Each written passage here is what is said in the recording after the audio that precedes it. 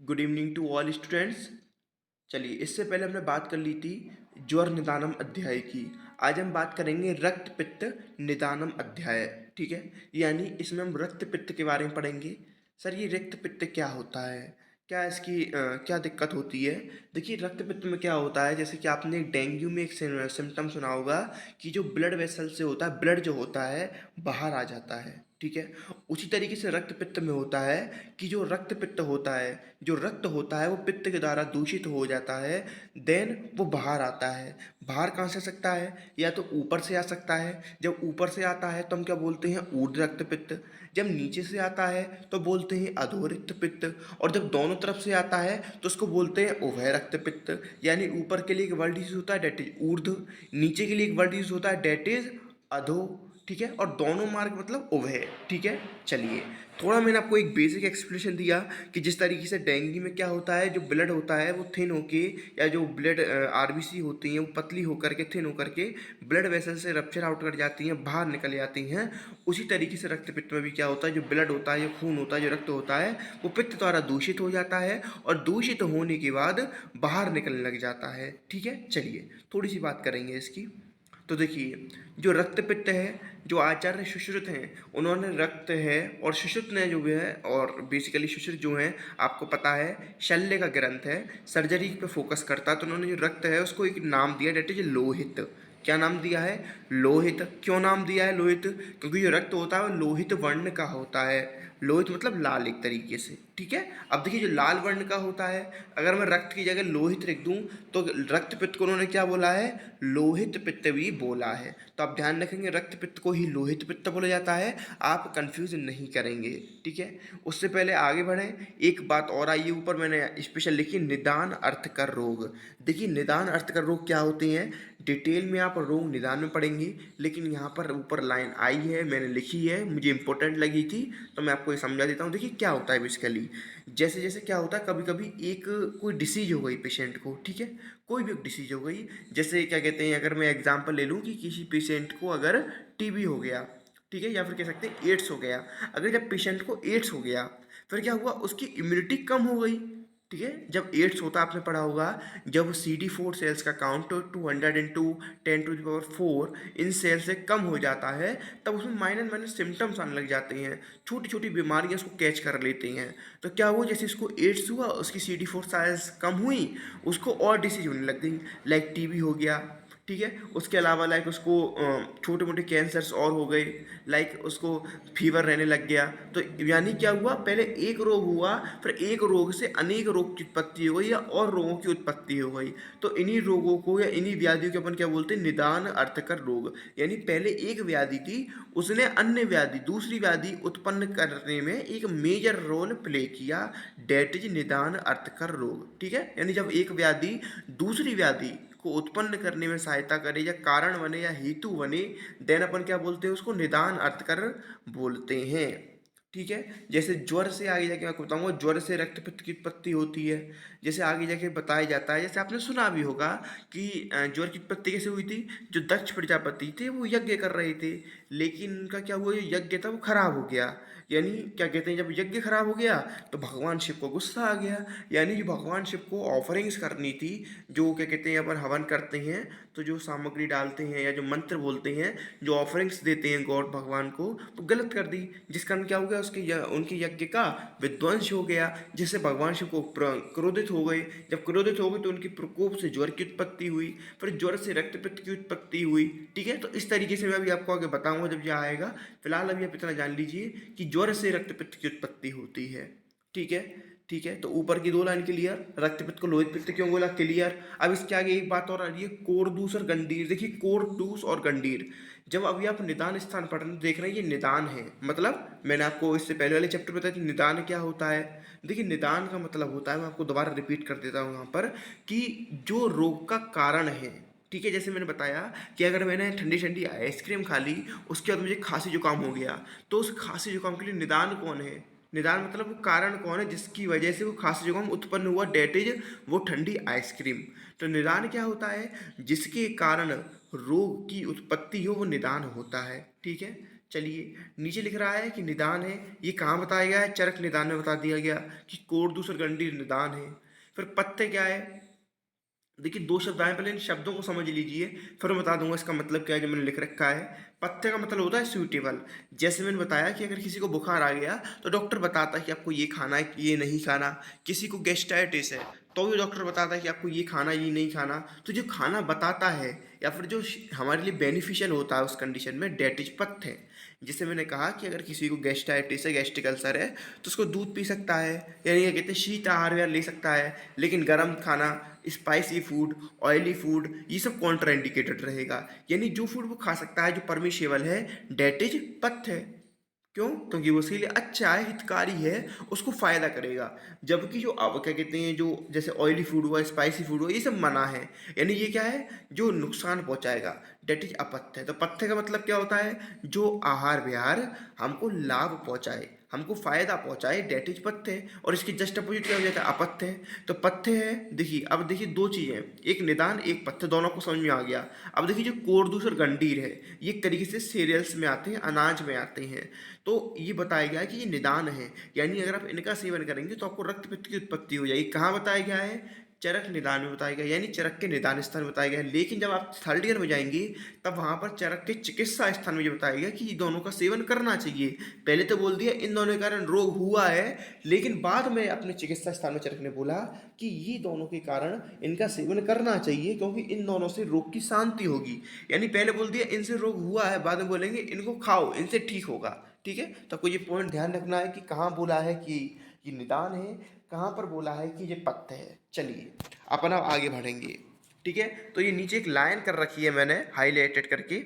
जो ज्वर की उत्पत्ति तब तक नहीं होती जब तक पित्त का प्रकोप नहीं होता। देखिए ज्वर में क्या होता है, इससे पहले वाला चैप्टर था संताप। ज्वर का एक लक्षण होता है संताप, यानी इंक्रीज इन टेम्परेचर। ये ज्वर का क्या होता है? लक्षण होता है। अब देखिए बॉडी में कहीं भी तापमान की वृद्धि हो रही है तो ये पित्त का रोल है। आप सीधा सीधा समझिए कि अगर शरीर में कहीं भी पित्त की वृद्धि हो रही है तो या फिर क्या कहते हैं ताप की वृद्धि हो रही है तो उसमें पित्त का रोल है। ठीक है, तो चलिए अब जैसे क्या हुआ, मैंने आपको बताया है कि ज्वर में होता क्या है। बेसिकली संप्राप्ति में नहीं जाऊंगा क्योंकि वो रोग ज्ञान का टॉपिक है, लेकिन थोड़ा सा मैं आपको समझा देता हूँ। ज्वर में क्या होता है, जब कि आमाशय की अग्नि होती है वो दुष्ट हो जाती है और मंद हो जाती है, और वो अग्नि दूषित होकर संपूर्ण शरीर में फैल जाती है। जिस कारण क्या होता है, आमाशय की अग्नि तो मंद हो जाती है, लेकिन जो आपका शरीर में क्या कहते हैं अग्नि फैली है उस कारण तापमान बढ़ जाता है। यानी क्या हुआ, जो आमाशय की अग्नि थी संपूर्ण शरीर में फैल गई, मंद पड़ गई, दूषित हो गई, जिस कारण आमाशय की अग्नि की दुष्टि हो जाती है और शरीर में वो अग्नि फैलने के कारण शरीर के तापमान की वृद्धि हो जाती है। ठीक है, अब देखिए यानी मैंने क्या कहा कि ये कहते हैं उस पित्त के, जब पित्त खराब हुआ या पित्त दूषित हुआ तो उसने अग्नि को दूषित किया। जब अग्नि को दूषित किया तो शरीर में फैल गई, जिससे शरीर में संताप की उत्पत्ति हुई। और इसी को अपन ने क्या बोल दिया, ज्वर बोल दिया। कि संताप की उत्पत्ति को क्या बोल दिया, ज्वर बोल दिया। यानी ज्वर की उत्पत्ति इनडायरेक्टली किससे हुई, पित्त से हुई। ठीक है, अब ज्वर की उत्पत्ति हो गई। और जब जो पित्त है, मैंने बताया जैसे पित्त पित्त बढ़ेगा, जितना ज़्यादा पित्त बढ़ेगा बॉडी में उतना अंदर ही टेम्परेचर बढ़ता जाएगा। ठीक है, पित्त का गुण होता है साइस्लम उष्णम तीक्ष्णम, यानी पित्त जितना बढ़ेगा उतना ज़्यादा शरीर के अंदर उष्णता लाएगा। उष्णता बढ़ेगी और ज़्यादा उष्णता बढ़ जाएगी तो क्या होगा, जो रक्त है वो दूषित हो जाएगा। ठीक है, रक्त को, ब्लड को काम करने के लिए एक मेंटेन लेवल चाहिए, हीमोस्टेटिस चाहिए। लेकिन जब ज़्यादा टेम्परेचर बढ़ जाएगा, जब ज़्यादा पित्त बढ़ जाएगा तो क्या होगा, रक्त दूषित हो जाएगा। यानी पित्त ने ही बढ़कर ज्वर की उत्पत्ति करी और पित्त ही बढ़कर शरीर में गर्मी ला रहा है, जिस कारण आगे जाकर रक्त पित्त की उत्पत्ति होगी। यानी पित्त के कोप से ही ज्वर की और रक्त पित्त की उत्पत्ति होती है। अब आपको अच्छा समझ में आ गया, पित्त ने क्या करा, अग्नि दूषित करी, अग्नि पूरे शरीर में फैल गई, ज्वर की उत्पत्ति हो गई। पित्त ने क्या करा, तापमान बहुत ज़्यादा बढ़ाया, जब तापमान बढ़ाया तो रक्त दूषित हो गया, फिर रक्त पित्त नामक रोग हो गया। यानी एक अकेला पित्त ज्वर को कर रहा है, रक्त पित्त को कर रहा है। तो नीचे इसलिए एक बॉक्स बना रखा है मैंने कि पित्त के कोप से ज्वर और रक्त पित्त दोनों की उत्पत्ति होती है। तो आपको ये भी ध्यान रखना है। ठीक है, मैं कह रहा हूँ आपको, अगर आप इन वीडियो लेक्चर्स को देख रहे हैं, अगर आप कहते हैं मेरी क्लास के लेक्चर्स डेली अटेंड कर रहे हैं, थोड़ा बहुत डेली पढ़ ले रहे हैं, तो आपको किसी भी एक्स्ट्रा मटेरियल की ज़रूरत नहीं है, आपको कैसे भी नोट्स की ज़रूरत नहीं है।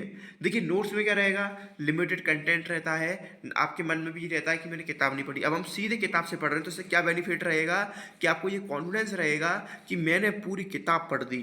ठीक है, पूरा कॉन्फिडेंस रहेगा आपको और आपको छोड़ेंगे भी नहीं। जितने भी इंपॉर्टेंट पॉइंट है, चाहे विमर्श के हों, चाहे श्लोक के हों, चाहे बाहर के हों, भले ही मुझे खुद लिखने पड़ेंगे, लेकिन मैं लिख लिख कर इसमें डाल रहा हूँ। और क्या कहते हैं, मैट्रिक कंटेंट और अच्छा लाने की कोशिश कर रहा हूँ। नोट्स बनाने में काफ़ी टाइम लगता है, तो धीरे धीरे आपके सामने और चीज़ पॉलिश होती जाएंगी और अच्छी आती जाएंगी। ठीक है, चलिए फिर नीचे है रक्त पित्त के रोग के कारण। देखिए कितना इजी है। अब इसको आपको दूषित, अब आपको इसको याद नहीं करना कि इस श्लोक को याद कर रहे हैं, इस हिंदी को याद कर रहे हैं। देखिए रक्त पित्त के कारण क्या है, जो पित्त को दूषित करें या फिर जो पित्त को बढ़ाएं, डेट इज रक्त पित्त के कारण। अब पित्त को क्या क्या बढ़ाती हैं, जो ज़्यादा खट्टी चीज़ें हैं, ज़्यादा उष्ण चीज़ें हैं, ज़्यादा स्नेही चीज़ें हैं, ज़्यादा आपने क्या कहते हैं गुस्सा करा, ये मानसिक कारण होते हैं। ज़्यादा क्या कहते हैं आपने दही पी लिया, दही खा लिया, आप ठंडी हवा गर्म हवा में सो गए, आपने धूप का सेवन कर लिया, आतप का सेवन कर लिया। ठीक है, तो इन सब से क्या होगा, पित्त का प्रकोप होगा। बस आपको यही लिख देने हैं। ठीक है, बस ये 2-3 नाम याद करने हैं, मैं बता रहा हूँ। एक तो ऊपर आया है जंतुर, उद्यालक, कोरदूष। ठीक है, उसमें से कोरदूष आप ऊपर याद कर चुके हैं।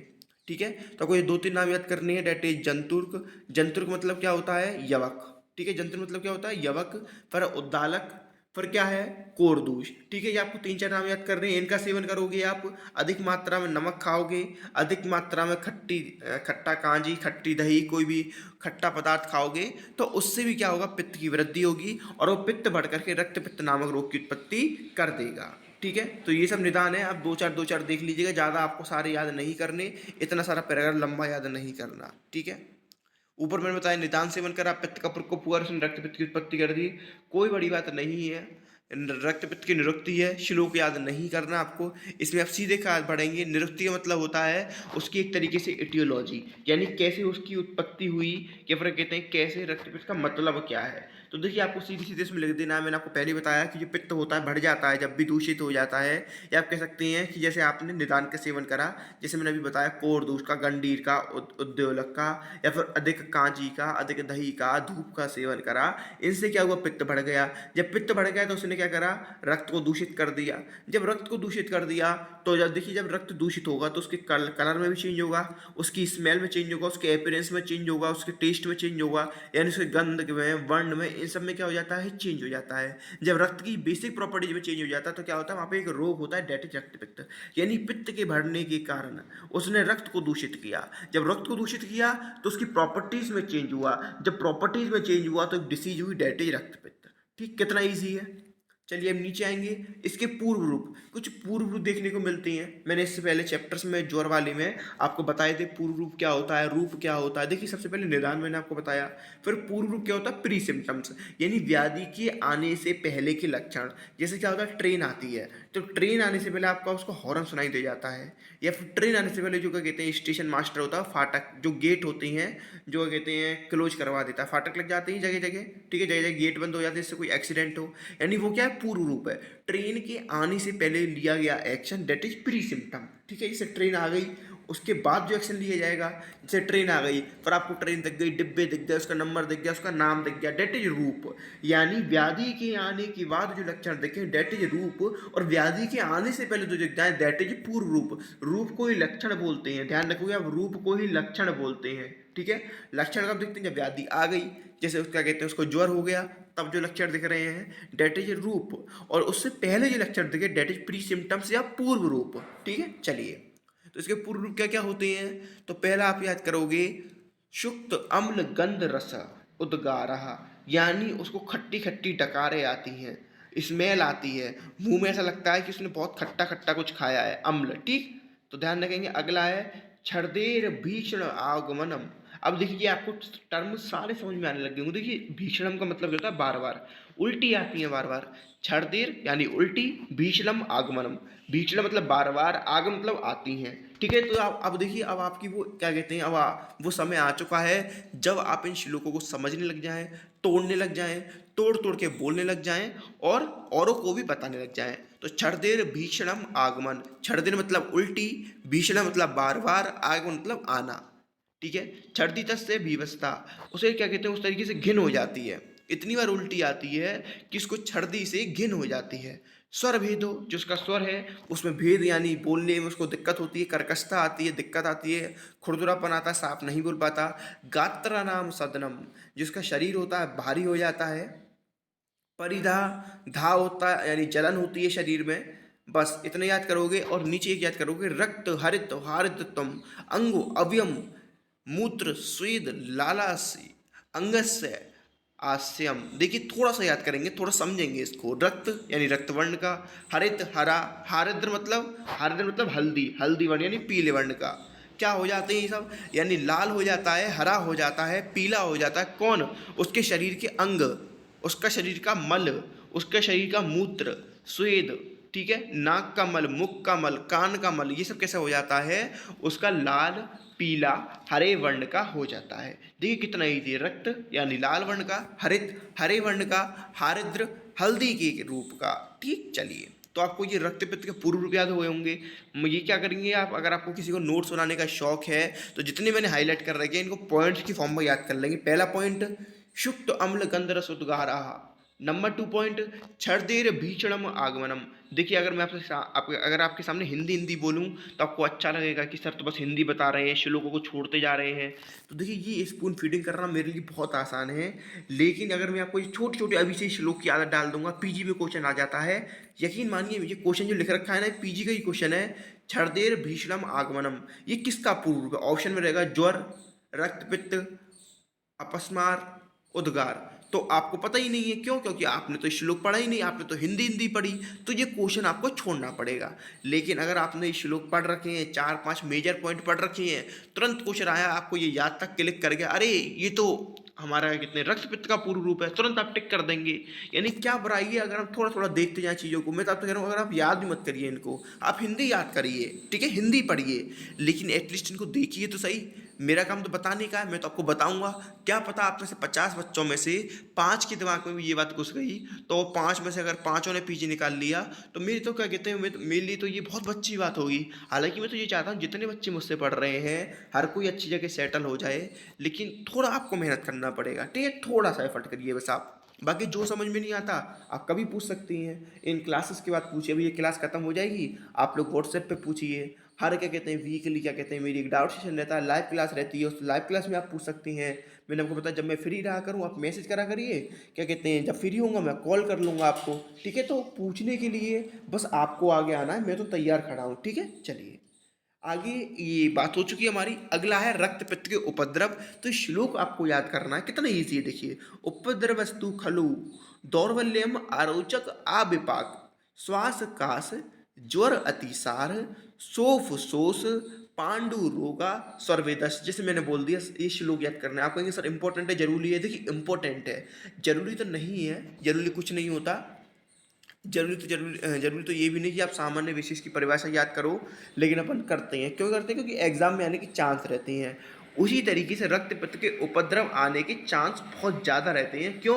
क्योंकि ये तो यहाँ पर भी आ जाएगा, यहाँ पर नहीं पूछेंगे तो आपके रोग निदान में आ जाएगा, चलिए वहाँ भी बच गए, थर्ड ईयर में चरक चिकित्सा में आ जाएगा, कहीं ना कहीं आपसे टकरा जाएगा, ठीक है। तो कोई मोस्ट इंपोर्टेंट मार्क करिएगा और ये लिख दिएगा, ठीक है। तो इसका मतलब और समझ लीजिए, उपद्रवस्तु खलु, ये उपद्रव है रोग निदान रक्त पित्त के। क्या क्या?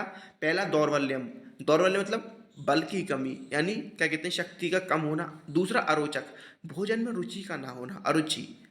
अविपाक, जो भी खाओगे उसका ठीक से पाचन ना होना। श्वास की उत्पत्ति, कास की उत्पत्ति, ज्वर, अतिसार, डायरिया, सोफ, शोष, शोफ का मतलब स्वेलिंग मान सकते हैं, शोष का मतलब सूख जाना, धातु क्षय, पांडु रोग, अनीमिया, स्वर भेदस, वही मैंने बताया कि वॉइस का क्लियर ना होना। ये कुछ उपद्रव हैं जो रक्त पित्त में देखने को मिलते हैं। चरक ने कुछ मेजर उपद्रव डाले हैं, यानी मेजर सिम्टम्स हैं हमारे। देखिए उपद्रव क्या होता है, देखिए उपद्रव होते हैं वो कुछ विशेष लक्षण होते हैं, मैंने हिंदी में अलग से लिख रखा है, जो व्याधि की असाध्यता को बताते हैं। यानी आप ऐसे समझ लीजिए, जिस व्याधि में जितने ज़्यादा उपद्रव वो उतनी ही डिफिकल्ट है ट्रीट करना। जैसे मैंने बोल दिया कि एड्स है, आप खुद देखिए कितने सारे उपद्रव है। एड्स अकेले नहीं आ रहा, टीवी को भी ला रहा है, कैंसर को भी ला रहा है और फीवर को भी ला रहा है। यानी एक जो एड्स है वो इतने सारे कॉम्प्लिकेशंस ला रहा है, यानी वो क्या है, असाध्य है, अनट्रीटेबल है, ठीक है। यानी जिस व्याधि में जितने ज़्यादा उपद्रव होते हैं वो उतनी ज़्यादा असाध्यता की तरफ बढ़ जाती है, ठीक है। मैंने बोल दिया किसी व्याधि में तो बहुत कम उपद्रव आ रहे हैं, यानी उसको ट्रीट करना आसान है। लेकिन किसी व्याधि में उपद्रव बहुत अधिक है तो उसको चिकित्सा करना, उसको ठीक करना उतना ही दुर्लभ है, मुश्किल है। चलिए आगे बढ़ेंगे। डेट इज रक्त पित्त के दो मार्ग होते हैं, ठीक है। अब देखिए इसमें भी श्लोक मैंने अंडरलाइन कर रखा है, हाईलाइट कर, कितना ईजी है। देखिए पहले मैं आपको हिंदी बता देता हूँ, हिंदी के अपनी लैंग्वेज में बता देता हूँ पहले मैं आपको, ठीक है। देखिए जो रक्तपित्त होता है बेसिकली यहाँ पर दो प्रकार का बताया गया है। एक रक्तपित्त में क्या होता है, जिसमें जो ब्लड होता है या कह सकते हैं जो रक्त का मूवमेंट होता है वो ऊपर की तरफ से होता है, तो उसको अपन क्या बोल देंगे, ऊर्ध्व रक्तपित्त। और एक रक्तपित्त होता है जिसमें रक्त का गति नीचे से होता है, तो इसको क्या बोल देंगे, अधो रक्तपित्त। एक क्या हुआ ऊर्ध्व, एक क्या हुआ अधो। तो जो हमारे दो प्रकार के रक्तपित्त हैं, एक हो गया ऊर्ध्व रक्तपित्त, एक हो गया अधो रक्तपित्त। जो ऊर्ध्व रक्तपित्त वो कब होता है, जब जिस व्यक्ति के अंदर श्लेष्मा यानी कफ की प्रधानता रहती है, तो वो जो रक्त होता है वो कफ के साथ मिलकर ऊपर की तरफ गति करता है, ठीक है। और कहाँ से निकलेगा ऊपर, देखिए ऊपर में कहाँ कहाँ छिद्र होते हैं, आपकी नाक में, कान में, आँख में, मुंह में, ये छिद्र होते हैं, तो यहीं से रक्त निकलता है। यानी दो प्रकार के रक्त पित्त, पहली प्रकार का क्या बताया आपने, ऊर्ध्व रक्त पित्त बताया, जो कफ के संसर्ग से यानी कफ के मिलने से ऊपर से निकलेगा। और ऊपर से कहाँ कहाँ से निकलेगा, आपकी आँख से निकलेगा, कान से निकलेगा, मुख मार्ग से निकलेगा। तो देखिए तीन बात मैंने बताई आपको कि क्या कहते हैं, ऊपर किस व्यक्ति में जिसके अंदर श्लेष्मा अधिक रहता है, और कफ के संसर्ग से, और कहाँ से निकलेगा, तीन बातें बताई। तीन बातें ही मैंने हाईलाइट कर रखी, लिख रहा है तद बहु श्लेष्मणि, यानी जिसके अंदर बहु ज्यादा क्या रहता है, श्लेष्मा ज्यादा कफ रहता है। श्लेष्म संसर्ग ऊर्ध्वे, श्लेष्मा के साथ संसर्ग मतलब मिल करके ऊर्ध्वे यानी ऊपर से निकलता है। ऊपर से कहां से निकलेगा, कर्ण कान से, नासिका नोस्ट्रिल से, नेत्र आंखों से, आस्य मुख से, ठीक है। तीन बातें, तीनों श्लोक मैंने बता दी। अब आपके मन में ये भी नहीं रहेगा कि हम श्लोक छोड़ते जा रहे हैं या श्लोक हमने नहीं पढ़े हैं, यानी आप श्लोक से भी स्ट्रांग हो, थ्योरी से भी स्ट्रांग हो, पीजी क्वेश्चन से भी स्ट्रांग हो, आप सब तरफ से स्ट्रांग हो, आप लीड में चल रहे हो, कॉन्फिडेंस में रहिए, बिल्कुल मस्त पढ़िए एकदम। नीचे कह रहा है वात संसर्गाद, अगर किसी के अंदर वात की अधिकता है तो क्या कहते हैं, वात के संसर्ग होने से वो नीचे से निकलेगा। नीचे कहाँ कहाँ से निकल सकता है, एक तो मूत्र मार्ग से, एक पुरीश के मार्ग से, इन दो मार्गों से निकल सकता है। कब, जब किसी के अंदर वात की अधिकता है तो वात के मिलने से वो रक्त नीचे से निकलता है। अब देखिए हिंदी पढ़ूंगा, हिंदी में यही बात कही गई है। रक्तपित्त के दो मार्ग होते हैं, एक ऊपर से एक नीचे से। जिसके अंदर कफ की अधिकता रहती है तो वो कफ के साथ मिलकर ऊपर से निकलता है, कान से, नाक से, नेत्र से, मुख से। और जिसके अंदर वायु की अधिकता रहती है वो वायु के साथ मिलने से नीचे से निकलता है, डेट इज मूत्र और गुदा मार्ग, ठीक है। अब देखिए एक तीसरी कंडीशन और है, एक तीसरी कंडीशन और है। तीसरी कंडीशन में ये कहा गया है, वैसे तो रक्त पित्त दो प्रकार के ही बताए गए हैं या फिर दो मार्ग ही हैं, एक तो ऊपर से एक नीचे से। कभी कभी क्या होता है, रक्त पित्त दोनों तरफ से निकलता है, ऊपर से भी निकलता है, नीचे से भी निकलता है। तो उस केस में क्या रहता है, कफ भी ज्यादा रहता है, वात भी ज्यादा रहता है। तो रक्त होता है कफ और वात दोनों के साथ मिलके ऊपर से भी निकलता है, नीचे से भी निकलता है, एक साथ निकलता है, जिस कारण वो रक्त पित्त असाध्य होता है, ठीक है। तो ये मैंने बता दिया है विमर्श वाला बात भी। अब देखिए अगला आया है साध्य असाध्य। कौन सा साध्य है, कौन सा साध्य है, तो इसको समझने के लिए मैंने अपनी हिंदी लैंग्वेज सिंपल लिख रखा है। देखिए जो रक्तपित्त होता है, समझ लीजिएगा, जो रक्तपित्त होता है इसे अपन क्या करते हैं, विपरीत उपक्रम का फॉलो करते हैं। देखिए विपरीत उपक्रम का मतलब कैसे हो गया, देखिए जैसे क्या हुआ, आगे जाके आप चिकित्सा स्थान पढ़ेंगे। जैसे कि किसी को ऊर्ध्व रक्तपित्त है, यानी कि ऊपर से, ऊपर से क्या कर रहा है, ऊपर से रक्त निकल रहा है, डेट इज ऊर्ध्व रक्तपित्त। तो जब भी ऊपर से रक्तपित्त निकलता है तो उसकी विपरीत चिकित्सा करते हैं। यानी एक लाइन आई है, प्रति मार्ग चाहरणम, यानी उसके जो मार्ग से निकल रहा है उसी मार्ग को रोकने के लिए अपन विपरीत मार्ग से ट्रीटमेंट देते हैं। जैसे अगर रक्तपित्त ऊपर से निकल रहा है तो विरेचन करा दो, ठीक है। विरेचन क्या कराते हैं अपन, पेशेंट को फ्रेश होने के लिए भेजते हैं। इतना आप बेसिक जान चुके होंगे, पूरा सूत्र में हमने ये पढ़ा, फर्स्ट ईयर पूरी यही पढ़ते पढ़ते निकल गई, विरेचन क्या होता है, वमन क्या होता है, वस्ती क्या होता है। तो को इतना आइडिया होगा विरेचन किसके लिए करते हैं, पित्त के लिए करते हैं, जिसमें दोषों को नीचे से निकालते हैं, अधो मार्ग से निकालते हैं। यानी जब आपको ऊर्ध्व रक्तपित्त हो रहा है तब दोषों को नीचे से निकाल रहे हो। दूसरे केस में अगर किसी को अधोग रक्तपित्त यानी नीचे से ब्लड निकल रहा है तो उसको वमन कराओगे, यानी ऊपर से दोष की शांति करोगे। यानी आपको ये याद कर लेना है, ऐसा विधान है शास्त्रों में। तो क्या कहते हैं, प्रतिमार्ग च हरणम करके उन्होंने एक लाइन दी है, कोटेशन दिया है, आपको याद करना है। कभी कभी सीधे पीजी में क्वेश्चन आता है, प्रतिमार्ग च हरणम, ये चिकित्सा सूत्र किस व्याधि के लिए बताया गया है, रक्तपित्त, ज्वर, सोफ, शोष। आपको टिक करना है रक्तपित्त, ठीक है। यानी अगर आपका रक्त ऊपर से निकल रहा है तो आप विरेचन कराओगे, अगर किसी का रक्त पित्त नीचे से निकल रहा है तो आप वमन कराओगे। यानी ऊपर का नीचे, नीचे का ऊपर, जस्ट अपोजिट फॉलो कर देना है आपको, जस्ट अपोजिट फॉलो करना है, ऊपर का नीचे, नीचे का ऊपर। और अगर मैंने अभी आपको बोला ना कि जो उभय रक्तपित्त होता है, यानी जिसमें से रक्तपित्त ऊपर से और नीचे से एक साथ दोनों जगह से निकलता है, वो असाध्य क्यों है, वो अनट्रीटेबल क्यों? आप खुद सोचिए, जब ऊपर से निकलेगा तो हम विरेचन करेंगे, जब नीचे से निकलेगा तो वमन करेंगे। तो क्या ऐसा पॉसिबल है कि एक साथ हम वमन विरेचन दोनों कर लें? यानी विपरीत उपक्रम होने के खातिर, यानी कि एक साथ दोनों जगह से रक्त मूवमेंट कर रहा है, दोनों जगह से व्याधि अपना कार्य कर रही है, जिस कारण वो असाध्य हो जाता है। ठीक है। और ऐसी हमारे पास कोई भी औषधि नहीं है जो एक साथ वमन और विरेचन दोनों करा दें, जिस कारण हम उसको चिकित्सा नहीं कर पाते। अगर हमने वमन कराया तो वो नीचे वाला तो सही होगा, ऊपर वाला भर जाएगा। तो वमन में क्या होगा, दोष ऊपर की तरफ भागेंगे, और ऊपर से तो ऑलरेडी गति हो रही है। आप खुद सोचिए कि क्या कहते हैं कि पानी की टंकी है, वो भर गई है, वो फैल रही है, हमने क्या करा, समर बंद करनी थी, लेकिन समर को हमने ऑन रखा तो और फैलेगी। उसी तरीके से दोष ऊपर से निकल रहे हैं तो हमें उसको रोकना है, और आपने करा वमन करा दिया। जब वमन करा दिया तो दोष और भागेंगे ऊपर से, तो और ज्यादा रक्त ऊपर से निकलेगा, तो पेशेंट को और दिक्कत हो जाएगी। क्यों? अगर क्या कहते हैं नीचे से निकल रहा है तो आपको रोकना है, लेकिन नीचे से आप विरेचन करा रहे हो, यानी ऊपर के लिए आप दोषों को नीचे ले जा रहे हो, नीचे तो ऑलरेडी ज्यादा फोकस्ड है। ठीक है। और नीचे के लिए आप ऊपर ले जा रहे हो, लेकिन ऊपर ऑलरेडी फोकस्ड है। आप समझ रहे हैं ना बात को? इसमें क्या हो रहा है, रक्तपित्त में जो उभय वाला है, इसमें ऊपर से भी निकल रहा है, नीचे से भी निकल रहा है। ऊपर से निकल रहा है, इसके लिए आपने क्या बोला कि मैं नीचे जाके विरेचन कराऊंगा, विरेचन में करूंगा, नीचे से दोषों को निकालूंगा। लेकिन नीचे तो से ऑलरेडी आपका माल मसाला निकल रहा है, आप नीचे कैसे निकालोगे? ठीक है। देखिए, आप खुद सोचिए कि नीचे से ऑलरेडी क्या कहते हैं ओवरफ्लो हो रहा है, तो नीचे से आप दोषों को और क्यों बढ़ाएंगे? पवन में क्या होता है, आपको मैंने बताया था, आप इतना जानते हैं कि अष्टांग हृदय में भी आपने पढ़ा है कि पवन में क्या कराते हैं, दोषों को ऊर्ध्व मार्ग से निकालते हैं, लेकिन दोष तो ऑलरेडी ऊर्ध्व मार्ग से निकल रहे हैं रक्त के साथ। तो और ज्यादा निकालोगे तो पेशेंट 10 दिन में मरना होगा, 2 दिन में मर जाएगा। ठीक है। इसलिए बोलते हैं कि जो आपका उभय रक्तपित्त होता है ये असाध्य होता है। ठीक है। चलिए आगे की अपन बात करेंगे।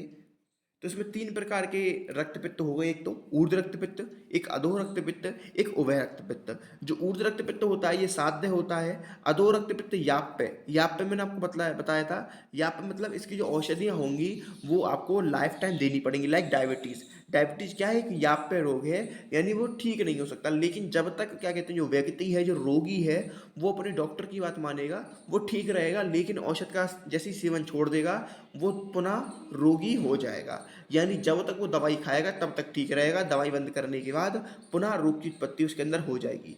तो ऊर्ध्व रक्तपित्त क्या है, साध्य क्योर हो जाएगा।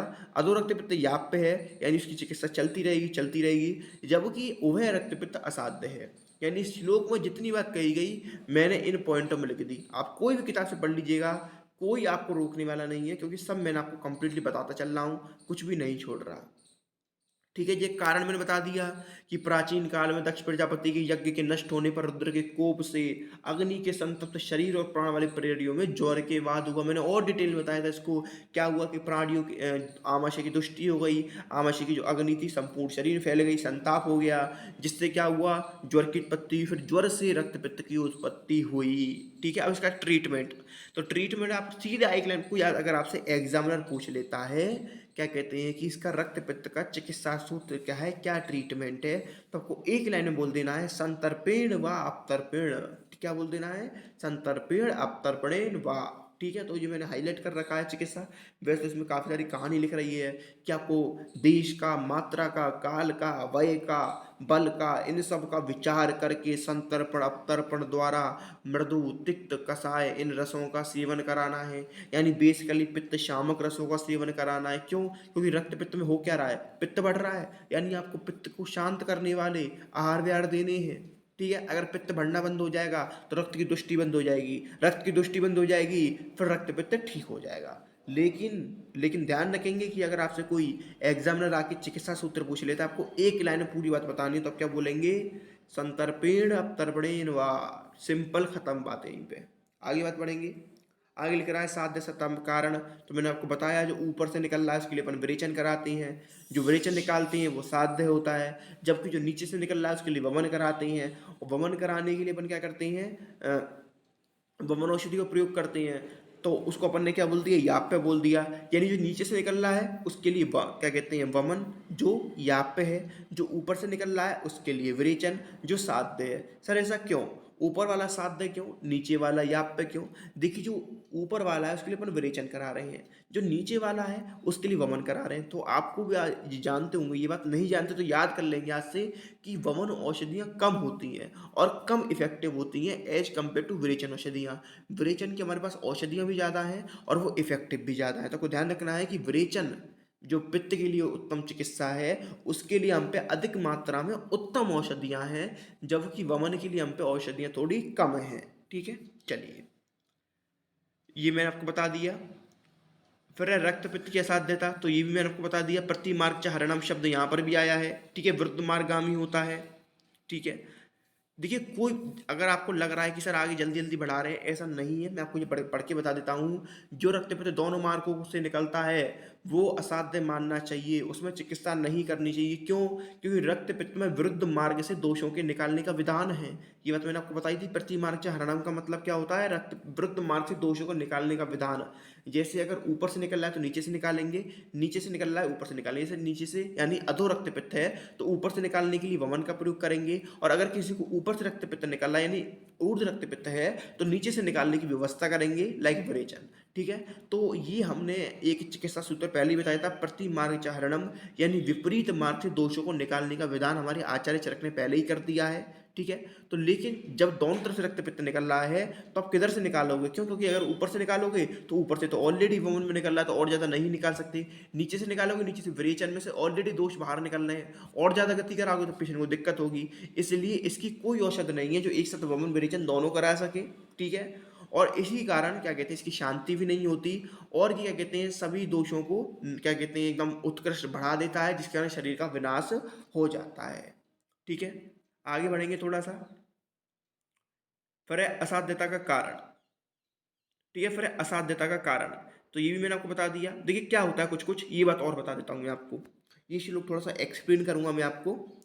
देखिए क्या होता है, कभी कभी जैसे मैंने आपको बताया था कुछ डिसीज ऐसी होती है जो शुरू से असाध्य हैं, यानी जिनकी चिकित्सा नहीं हो सकती। ठीक है, लाइक एड्स हो गया, ये क्या है, असाध्य रोग हैं जिनका ट्रीटमेंट नहीं हो सकता। लेकिन कुछ क्या कैसे होते हैं, साध्य रोग होते हैं, लाइक टीबी हो गया, फीवर हो गया, खांसी जुकाम हो गई, ये सब कैसे होते हैं, साध्य होते हैं, इनका ट्रीटमेंट हो सकता है। लेकिन कभी कभी आप देखते हो व्यक्ति ज्वर से मर गया, किसी को बुखार आया मर गया, किसी को टीबी हुआ मर गया, किसी का रोड एक्सीडेंट हो गया मर गया। यानी कुछ कुछ रोग ऐसे थे जो साध्य थे, यानी जिनसे व्यक्ति की मृत्यु नहीं होनी चाहिए थी, व्यक्ति ठीक हो जाना चाहिए था, लेकिन फिर भी व्यक्ति की मृत्यु हो गई।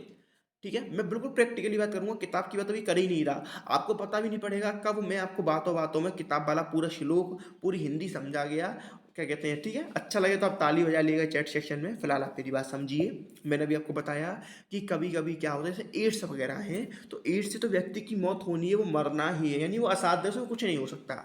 लेकिन जो साध्य रोग हैं, खांसी जुकाम टीबी, ये सब वायरल इन्फेक्शन, ये क्या होते हैं, ठीक होने वाले होते हैं, यानी इसमें व्यक्ति ठीक हो जाना चाहिए क्योंकि ये साध्य बताए गए हैं। लेकिन कभी कभी क्या होता है, व्यक्ति जुकाम से ही या बुखार से ही मर जाता है, यानी छोटी छोटी व्याधियों से भी पेशेंट की डेथ हो जाती है। क्यों हुई? आप बोलते हैं हॉस्पिटल में से कोई, आपने सुना भी होगा, पिक्चर में भी देखा होगा कि उस डॉक्टर की गलती की वजह से मैंने अपना खो दिया, या फिर उस कंपाउंडर की गलती से, कंपाउंडर ने गलत इंजेक्शन दे दिया, डॉक्टर ने ध्यान नहीं दिया। ठीक है, या फिर कहते हैं कुछ इंस्ट्रूमेंट्स में दिक्कत हो गई, मशीन खराब हो गई, या इंजेक्शन ने कुछ दिक्कत कर दी। यानी कभी कभी उपकरणों की वजह से, कंपाउंडर परिचारक की वजह से, डॉक्टर चिकित्सक की वजह से, यानी इनकी कमी के कारण भी व्यक्ति की मौत हो जाती है। यानी असाध्य रोग तो अनट्रीटेबल या अचिकित्सा है ही है, लेकिन कभी कभी कंपाउंडर की गलती से, डॉक्टर की गलती से जो छोटे मोटे रोग होते हैं उससे भी पेशेंट सिलट जाता है, निपट जाता है। जैसे कि मैंने आपको बताया कि छोटा सा बुखार आया था, लेकिन डॉक्टर ने या कंपाउंडर ने गलत इंजेक्शन दे दिया, कंपाउंडर ने गलती कर दी, जिसके कारण पेशेंट जो है निकल लिया। यानी कि कभी कभी परिचारक, चिकित्सक, इनकी कमी के कारण जो साध्य रोग होते हैं वो भी असाध्य बन जाते हैं। यानी आपके जितने भी साध्य रोग हैं वो भी अगर डॉक्टर ढंग से ट्रीट ना करे, कंपाउंड ढंग से सेवा ना करे, तो वो भी असाध्य बन जाते हैं। यानी साध्य रोग असाध्य बन सकते हैं, लेकिन असाध्य साध्य नहीं बनेंगे। यहाँ से आपको एक लाइन सीखनी है कि साध्य रोग असाध्य बन जाते हैं कब, जब उपकरण यानी जो आपकी मेडिसिन हैं, जो आपके इंस्ट्रूमेंट्स हैं, जो आपकी मशीन है, लाइक क्या कहते हैं वेंटिलेटर है, लाइक कोई भी है ऐसी इंस्ट्रूमेंट, उसकी कमी के कारण आगे क्या कहते हैं, परिचारक यानी कंपाउंडर की कमी के कारण, डॉक्टर की कमी के कारण, इन सब की कमी के कारण जो साध्य रोग होता है वो भी असाध्य बन जाता है और पेशेंट को ले निपटता है। ये कह रहा है प्रेष्य उपकरण अभाव अद्योरात द्वेष दोषता। नीचे ये बात कह रहा है कि रोगी के अधीर होने से, वैद्य के दोष से और उचित चिकित्सा ना करने से कोई कोई रोग साध्यता का अतिक्रमण कर जाता है, मतलब साध्यता से असाध्यता की तरफ बढ़ जाता है। ठीक है, ये मैंने बता दिया असाध्यता का लक्षण क्या होता है, पढ़ दे रहा हूँ। यहाँ साध्य और याप रक्त पित्त रोग के क्रमश याप्य और असाध्य हो जाने के कारण असाध्यता ही होती है। यानी जो साध्य रोग है वो याप्य में चला गया, याप्य रोग असाध्य में चला गया, यानी एक एक स्टेप मूव कर गए। ठीक है, यानी जो साध्य था वो याप्य में चला गया, जो याप्य था वो असाध्य में चला गया। देखिए साध्य सबसे अच्छा, साध्य से खराब याप्य होता है, याप्य से सबसे खराब असाध्य होता है। देखिए खुद सोचिए, बुखार है आपको, उसमें 2 दिन दवाई खानी है, ये थोड़ा सही है। याप्य में क्या होगा, जिंदगी भर आपको दवाई खानी है, यानी इंसुलिन, आपको डायबिटीज में इंसुलिन आपको लाइफ टाइम लेना है, ये कितना खराब हुआ, आपको रोज रोज दवाई लेनी पड़ेगी। ठीक है, ये खराब हुआ। असाध्य कोई इलाज ही नहीं है, मरना ही फिक्स है, सबसे बेकार। ठीक है, तो आप क्या चाहेंगे कि आपको कोई भी रोग हो वो साध्य हो, यानी 2 दिन दवाई खाई ठीक हुई। आप खुद ही सोचिए आप कौन सा रोग चाहेंगे, साध्य, याप्य या असाध्य, या आप कौन सा ऑप्शन चुनेंगे कि आपको या सिर्फ 2 दिन दवाई खानी है, या लाइफ टाइम इंजेक्शन लेना है, या मर ही जाना है। सबसे बेस्ट ऑप्शन ये है कि साध्य, हम 2 दिन दवाई खाएं ठीक हो जाए, हमारी प्रेफरेंस ही रहती है। लेकिन हमारे लोगों ने ऐसा काम किया जिसकी वजह से जो साध्य रोग था वो याप्य में चला गया, याप्य असाध्य में चला गया। ठीक है, यही रक्त पित्त का विज्ञान है। फिर देखिए आगे भी लिख रहा है कि कुछ परीक्षा ऐसी हैं जिस परीक्षा करके आप ये बता सकते हैं जो रक्त पित्त है, क्या कहते हैं, वो असाध्य है, याप्य है या कैसा है। ठीक है, जब भी रक्त पित्त में, देखिए रक्त पित्त की जब भी परीक्षा करेंगे तो अब रक्त की परीक्षा करेंगे, पित्त तो आप देख नहीं सकते। अकॉर्डिंग टू आचार्य चरक या भागवत, आप दोषों को देख नहीं सकते, वो सर्व शरीर मानकर तो होते हैं। ठीक है, तो क्या करेंगे, आप रक्त को लेंगे। अगर रक्त काले वर्ण का हो रहा है, नीले वर्ण का हो रहा है, इंद्रधनुष की तरह हो रहा है, हरा हो रहा है, पीला हो रहा है, तो ये कैसा होता है, असाध्य होता है। अगर जो रक्त है उसमें बदबू अधिक आ रही है, दुर्गंध अधिक आ रही है, क्या कहते हैं, ज़्यादा उपद्रव आ रहे हैं, तो भी असाध्य। ये कुछ लक्षण बताए हमारे आचार्य ने कि इन इन लक्षण के माध्यम से आप रक्त पित्त को पहचान सकते हैं कि ये असाध्य है कि नहीं है। ठीक है, ज़्यादा इंपॉर्टेंट नहीं है, लेकिन ध्यान रखना है कि रक्त में से बदबू आ रही है, ज़्यादा उपद्रव आ रहे हैं, इंद्रधनुष की तरह रंग बिरंगा दिख रहा है। ठीक है, खुद सोचिए अगर रक्त है, जनरली रेड होना चाहिए, रेड ना हो ग्रीन है, यानी इसमें बहुत ज़्यादा इम्प्योरिटी आ गई है। रेड ज़्यादा ही काले वर्ण का हो गया, यानी इसमें बहुत ज़्यादा टॉक्सिन्स आ गए हैं। तो इसमें क्या होगा, जो व्यक्ति की मृत्यु होना होगा वो तय होगा। तो उम्मीद है आपको ये चैप्टर समझ में आया होगा। ठीक है, तो क्या कहते हैं, अपन मिलेंगे अगली क्लास में। तब तक के लिए कुछ भी समझ में ना आया हो तो आप मुझसे पूछ सकते हैं, कॉल कर सकते हैं। ठीक है, बाकी टेक केयर, मिलते हैं अपन कल अगली क्लास में। ठीक है, चलिए बाय बाय।